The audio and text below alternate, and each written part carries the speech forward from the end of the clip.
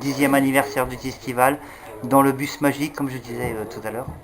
Et qu'est-ce qu'il y a dans ce bus magique? Alors, donc ce bus, c'est un espace culturel mobile.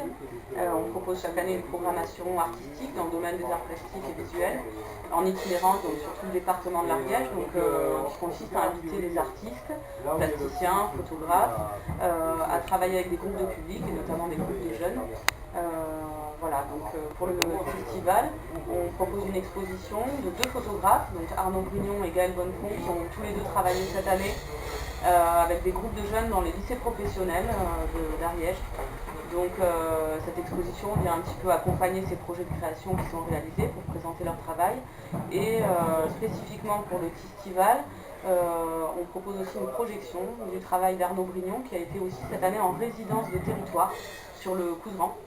Et donc qui a travaillé, qui a pris des photos, qui a travaillé avec les habitants du territoire. Et donc ce qu'on propose, c'est une restitution de son travail. Donc c'est un diaporama qui dure une quinzaine de minutes et qui est accompagné d'une musique de Helios Quimpis, qui est un musicien du Couserans. Voilà. On se voit chaque année depuis 2 ans.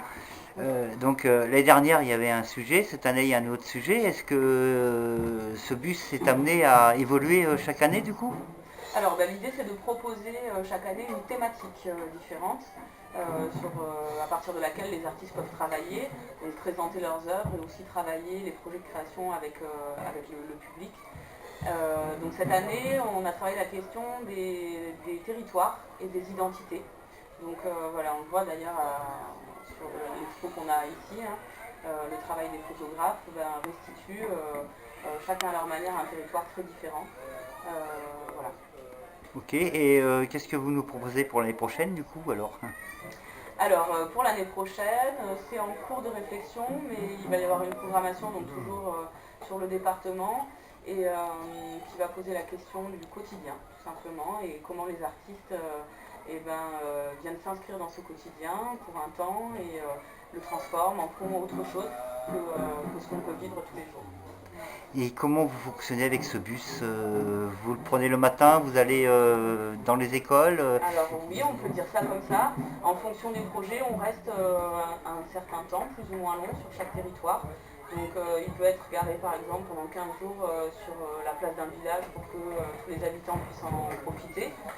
On travaille beaucoup aussi avec les scolaires et le jeune public, donc l'idée c'est d'organiser un programme de médiation et d'éducation artistique, donc il y a beaucoup de groupes qui viennent visiter.